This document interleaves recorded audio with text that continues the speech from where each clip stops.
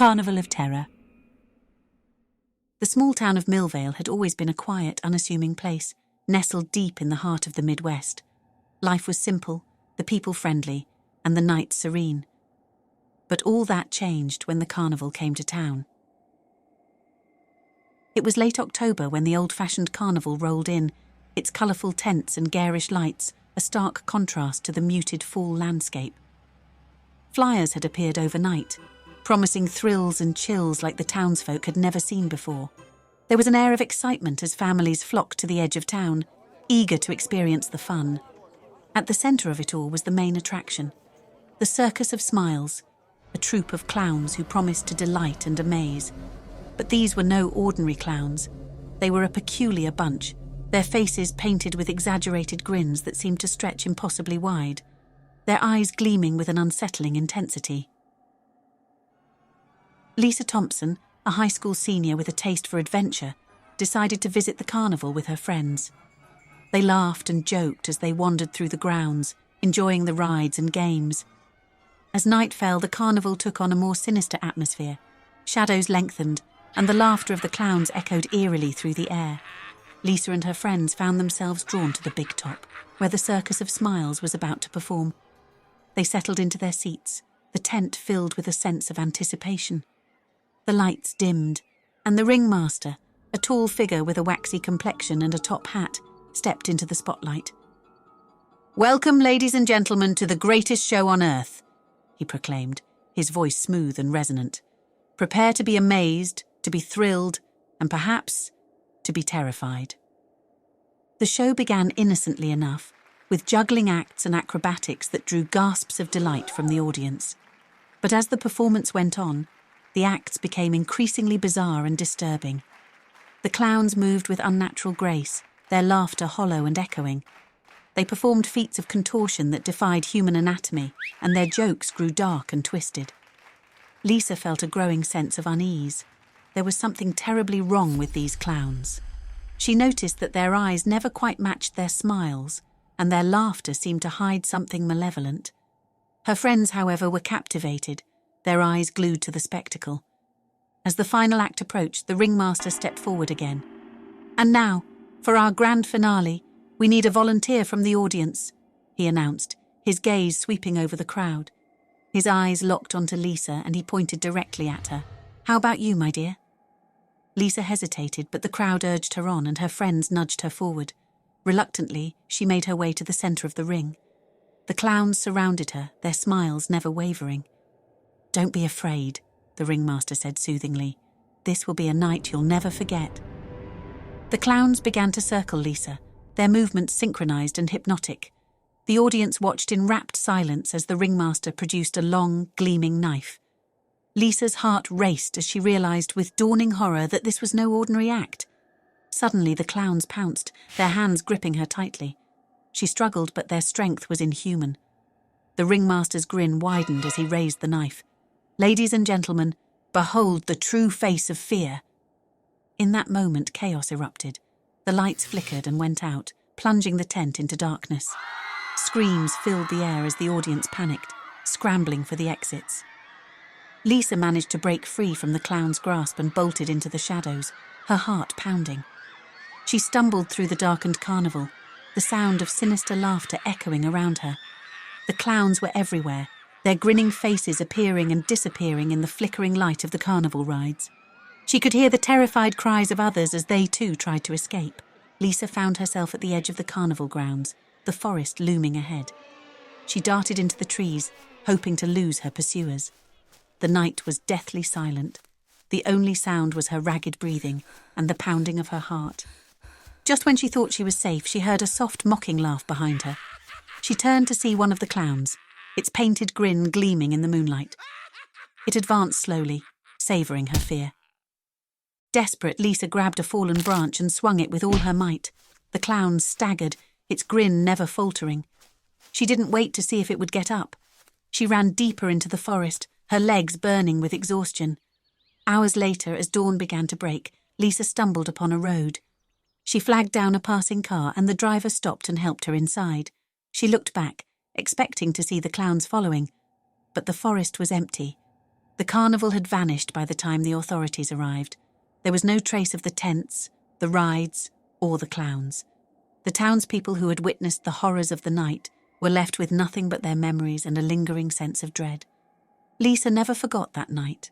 The clowns' faces haunted her dreams, their laughter echoing in her mind. She left Millvale, seeking a fresh start far away from the town and its dark memories. But no matter where she went, she could never escape the feeling that somewhere in the shadows, the clowns were still watching, waiting for their next performance. The Clown of Havenbrook. Havenbrook was a picturesque town, nestled between rolling hills and dense forests. With its quaint streets, friendly neighbours, and annual festivals, it seemed like the perfect place to raise a family. But beneath its charming facade, Havenbrook held a dark secret. Over the past year, children had been disappearing. It started slowly, with one or two missing here and there. The townsfolk initially thought they had simply run away or gotten lost in the woods. But as the number of missing children grew, so did the fear and paranoia. Parents kept their kids indoors, and the once vibrant playgrounds and parks became eerily silent. Sheriff Tom Parker had lived in Havenbrook his entire life. He knew everyone and had watched the town grow over the years, but he had never faced anything like this. Each new disappearance weighed heavily on him, and the pressure to find the children and bring them home safely was immense. One evening, as the sun dipped below the horizon and cast long shadows across the town, Sheriff Parker sat in his office, poring over the case files. He had interviewed dozens of parents, teachers and friends, but no one seemed to know anything. There were no witnesses, no clues, nothing to suggest where the children had gone. As he stared at the photos of the missing kids, something caught his eye. A small, red balloon in the background of one of the pictures. It was barely noticeable, but once he saw it, he couldn't unsee it. He flipped through the other files and found the same red balloon in several other photos, always lurking in the background. A chill ran down his spine. He remembered the stories his grandmother used to tell him about the old travelling circus that had visited Havenbrook decades ago. The circus had left town after a series of mysterious accidents, including the death of several children. Rumour had it that the circus clown, a sinister figure known only as Mr. Smiles, had been involved in the deaths, but nothing was ever proven. Determined to find answers, Sheriff Parker decided to visit the town historian, Mrs. Evelyn Carter. She was a sharp elderly woman with a wealth of knowledge about Havenbrook's past. As he entered her cluttered study, she looked up from her books and greeted him with a warm smile. "Tom, what brings you here this late?" she asked, adjusting her glasses. "Evelyn, I need to know about the old circus," he said, his voice urgent. "Specifically about the clown, Mr. Smiles." Her smile faded, and she nodded solemnly. "Ah, Mr. Smiles. The town has tried to forget, but some memories refuse to stay buried." She pulled out an old leather-bound book and flipped through its yellowed pages. The circus came to Havenbrook in the 1950s. It was supposed to be a time of joy and laughter, but it quickly turned into a nightmare. Children started disappearing, and all signs pointed to Mr. Smiles. He was a terrifying figure, always in makeup, with a twisted grin and cold, dead eyes. But before the authorities could arrest him, he vanished. "Do you think he could be behind the recent disappearances?" Sheriff Parker asked, his heart pounding. "It's possible," Evelyn said. "Evil like that doesn't just go away. It lingers, festers, and eventually returns." Armed with this new information, Sheriff Parker set out to find the clown. He reviewed the old circus grounds, now overgrown and forgotten, but found nothing. Frustrated, he returned to his office and studied the photos again, hoping for a clue. That night, as he lay in bed, he heard a faint, high-pitched laugh outside his window. He jumped up and peered into the darkness, but saw nothing. He was about to dismiss it as his imagination when he noticed a red balloon tied to his mailbox. Grabbing his gun, he rushed outside and followed a trail of balloons leading into the woods. The laughter grew louder, more sinister, as he ventured deeper into the trees. He could feel eyes watching him from the shadows, and his heart raced with fear. Finally, he reached a clearing where an old, dilapidated tent stood. The laughter echoed from within. Sheriff Parker took a deep breath and stepped inside, his flashlight cutting through the darkness. The interior was a twisted carnival of horrors. Broken rides, tattered posters, and faded streamers hung limply. At the center of the tent stood Mr. Smiles, his grotesque grin illuminated by the flashlight. "Welcome, Sheriff," the clown said, his voice a chilling blend of mockery and malice. "I've been expecting you." "Where are the children?" Sheriff Parker demanded, his voice trembling with anger and fear. Mr. Smiles chuckled and pointed to a large wooden crate in the corner. "They're here, Sheriff, but you'll have to get past me first." Without warning, the clown lunged at him, moving with unnatural speed. Sheriff Parker drew his gun, but Mr. Smiles knocked it from his hand and pinned him to the ground.